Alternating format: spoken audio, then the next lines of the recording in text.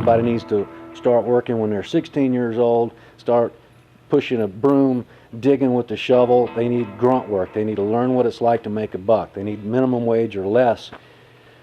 So it'll make them want to appreciate working for themselves, working hard hours. I've been working 7 days a week for 47 years, it seems like. But that's what it takes I like my toys. And to get toys, you got to have money.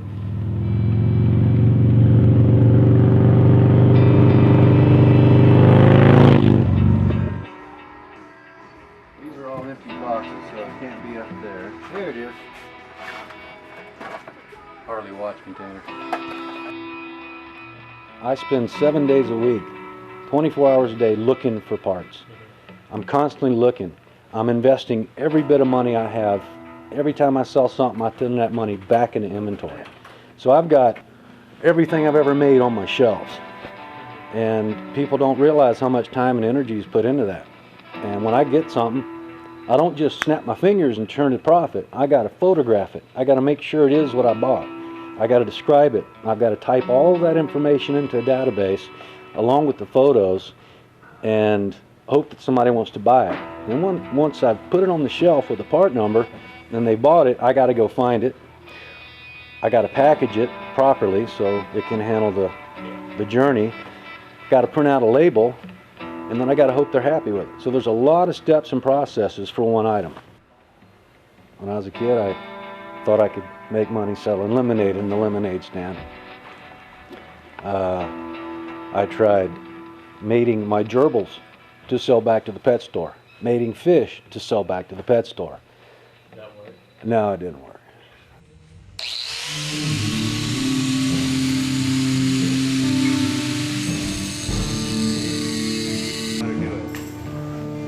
Tell me your idea.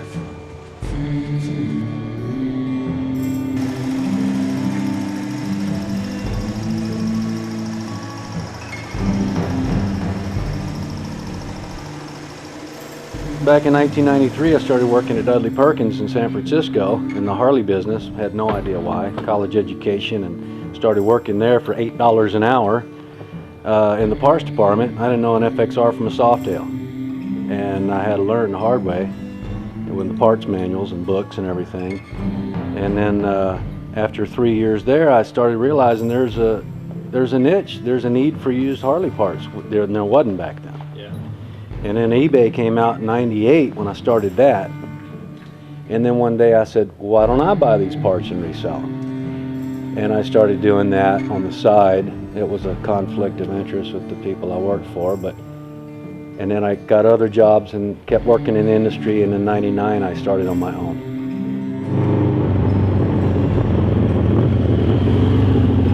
I used to love to ride hard and fast and do stupid shit. I'm lucky to be alive.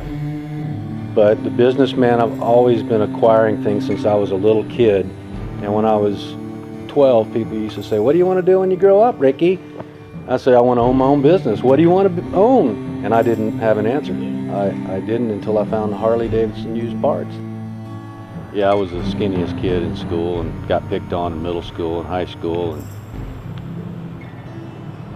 didn't use my fists much. Had to use my mouth to get out of problems because everybody was twice my age. And I think that fire inside me is still burning to do something bigger and better than the average man.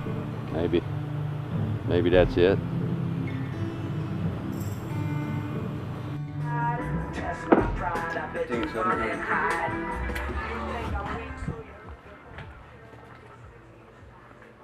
The hunt and the capture is what I find fun. And then like you saw this morning, it's Christmas morning around here when the FedEx or UPS or USPS drops a bunch of packages, and I get to open them up and see what I bought.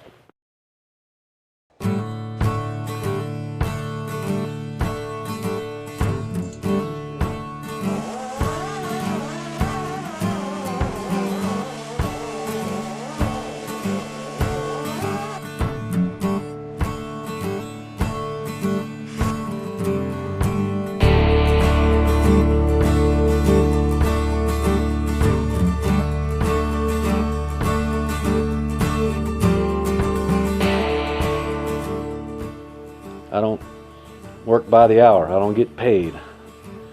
When people tell me, oh, I got 2 weeks paid vacation, I don't understand that. They get a day off paid, I don't understand that.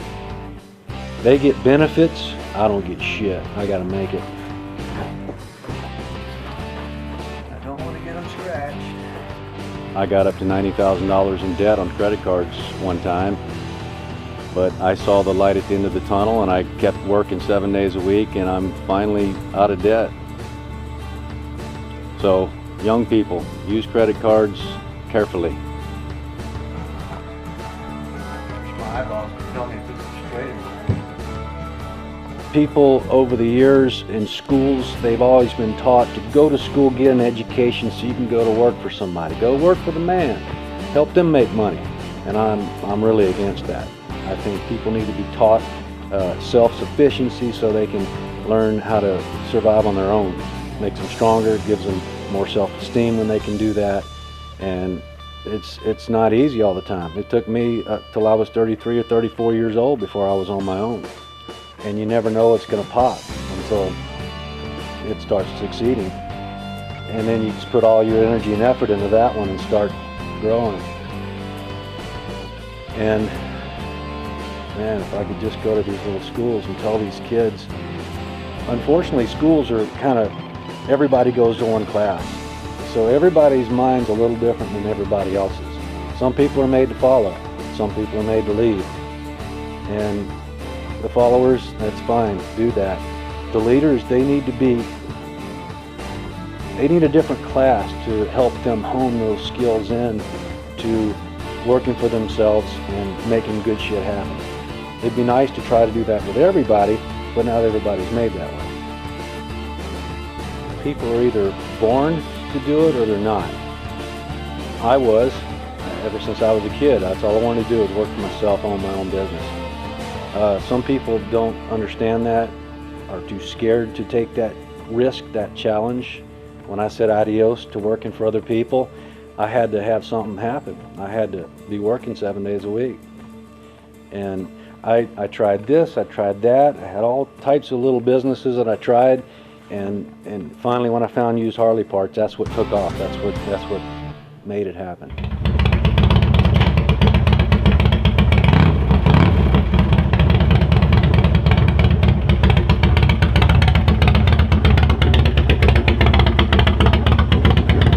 Jeff Smith, a master mechanic and a craftsman that makes wonderful things.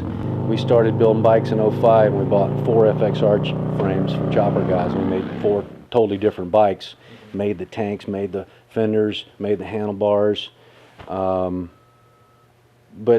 we were about 10 years late. Nobody wanted to buy them. About 2 years ago, I found a 92 FXR P on eBay. It was over in Texas, and I bought it. They shipped it out here. It's pretty stock, didn't have the fairing or the bags on it. And I was going to take it apart in pieces, sell it off piece by piece, which I'm known to do. I took it for a ride and realized it's a complete bike. It's kind of nice, it's got potential. They're made for me, they weren't made to sell to someone else out there. Yeah. And probably hurt myself by doing it, but I made some cool bikes and kind of got put on the map a little bit that way. Yeah. Again, I do not turn wrenches. I tried it and I'm no good at it.